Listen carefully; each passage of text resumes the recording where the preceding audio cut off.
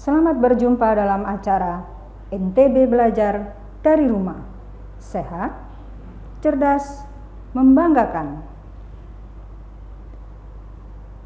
Pada kesempatan ini, Ibu akan menyampaikan materi tentang perubahan sosial. Adapun tujuan pembelajaran hari ini adalah peserta didik mampu mengkaji perubahan sosial dalam masyarakat serta faktor penyebab, faktor pendorong, dan faktor penghambat perubahan sosial dalam masyarakat secara tepat. Yang kedua, siswa mampu mengidentifikasikan bentuk-bentuk perubahan sosial di lingkungan sekitar secara cermat. Yang ketiga, siswa mampu menganalisis dampak perubahan sosial bagi kehidupan masyarakat secara benar. Yang keempat, membuat laporan sederhana dari hasil observasi tentang perubahan sosial di lingkungan sekitar secara teliti. Baiklah anak-anak, pernahkah kalian melihat perubahan di sekitar kita? Seperti berdirinya mal dan perubahan kurikulum. Dengan berdirinya mal, kalian yang sebelumnya berbelanja di pasar tradisional, sekarang beralih ke pasar modern, sehingga memudahkan untuk berbelanja dan bisa merubah gaya hidup. Begitu juga dengan perubahan kurikulum, yang sebelumnya menggunakan KTSP menjadi kurikulum 2013, di mana bisa merubah cara belajar menjadi lebih efektif, lebih gampang, dan tentu saja lebih cepat dicerna. Baiklah anak-anak, mari kita melihat gambar berikut. Bencana alam dapat menyebabkan perubahan sosial. Apakah kalian setuju? Ya, bencana alam adalah salah satu penyebab dari perubahan sosial. Apakah perubahan sosial itu? Perubahan sosial merupakan segala perubahan pada lembaga-lembaga kemasyarakatan yang mempengaruhi sistem sosialnya, termasuk nilai-nilai, sikap, dan pola perilaku masyarakat. Faktor internal dari penyebab perubahan sosial. 1. Berkembangnya iptek. Contoh, bangunan rumah adalah salah satu contoh perubahan yang dipengaruhi oleh iptek, khususnya di bidang arsitektur. Yang kedua, jumlah penduduk. Jumlah penduduk yang meningkat setiap tahun bisa mempengaruhi perubahan sosial. Yang ketiga, pertentangan dan pemberontakan.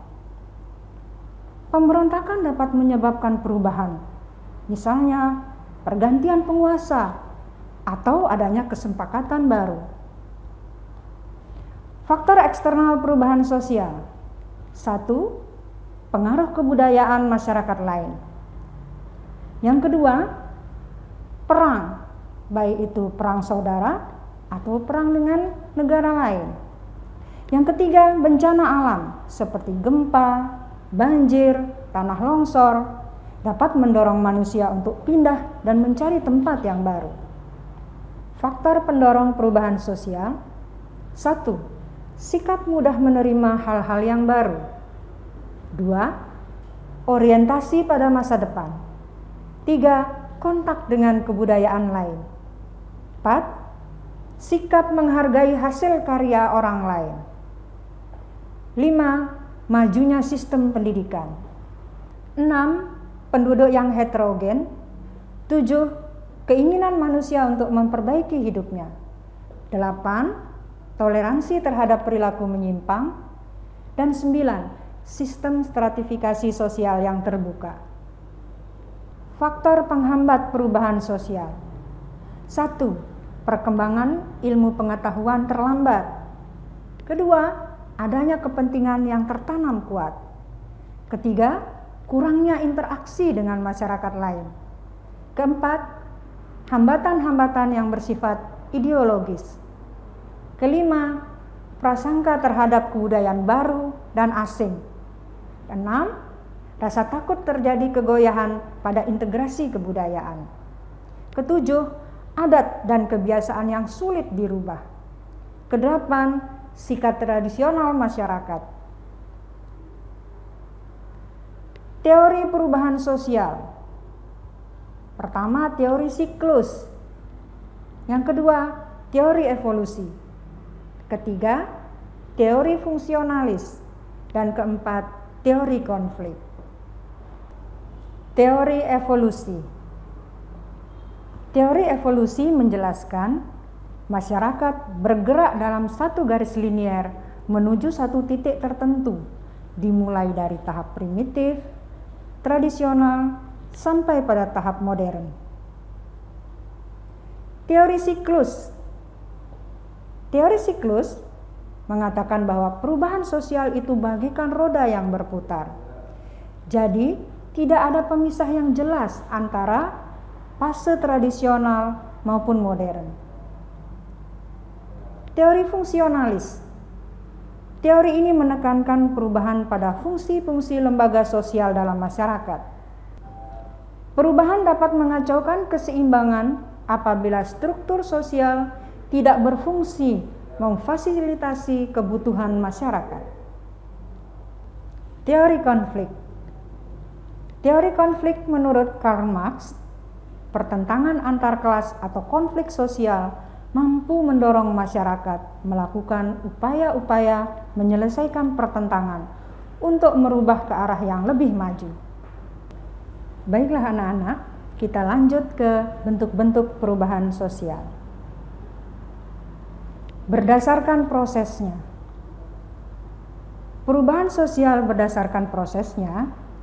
1. Perubahan yang direncanakan. Contoh, kurikulum 2013 yang menggantikan KTSP. Yang kedua, perubahan yang tidak direncanakan. Contohnya merebaknya virus corona, menyebabkan kita menjalankan kebiasaan-kebiasaan baru seperti menggunakan masker dan menjaga jarak. Berdasarkan ukuran perubahannya. 1. Perubahan kecil. Bisa kita lihat contohnya pada mode. Yang kedua, perubahan besar. Contohnya lahan pertanian yang sudah mulai tergantikan dengan pembangunan industri. Yang ketiga, berdasarkan arahnya. Perubahan sosial pertama, progres. Perubahan sosial ke arah kemajuan. Contohnya, buku sudah tergantikan oleh Android. Yang kedua, regres. Perubahan ke arah kemunduran. Contohnya, demonstrasi yang anarkis. Berdasarkan kecepatan berlangsungnya. Revolusi atau perubahan secara cepat. Dan evolusi atau perubahan secara lambat. Contohnya mata pencarian. Dampak positif perubahan sosial. 1. Efisiensi dalam kehidupan masyarakat. 2. Terjadinya modernisasi di segala bidang. 3. Kesejahteraan masyarakat meningkat. Keempat, laju integrasi. Kelima, terjadinya reorganisasi. Dan keenam, transformasi politik. Dampak negatif perubahan sosial. 1. Terjadinya cultural lag. Yang kedua, terjadi cultural shock. Yang ketiga, anomi. Keempat, peningkatan tindakan kriminal. Kelima, pudarnya solidaritas sosial. 6. Pencemaran lingkungan. 7. Disorganisasi keluarga. Dan 8. Marginalisasi. Kesimpulan dari materi kita hari ini adalah perubahan sosial merupakan perubahan yang terjadi dalam struktur dan fungsi masyarakat. Bentuk perubahan sosial yang ada di masyarakat sangat beragam.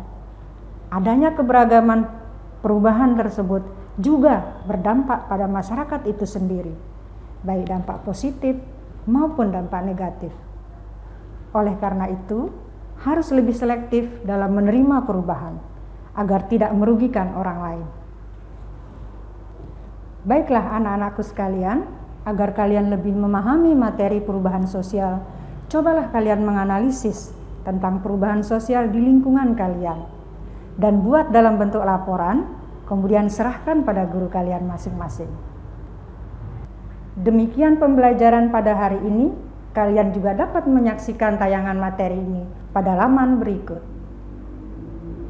Semoga anak-anak selalu sehat dan ingat untuk menerapkan protokol kesehatan seperti mencuci tangan, menggunakan masker, menjaga jarak, dan berdoa.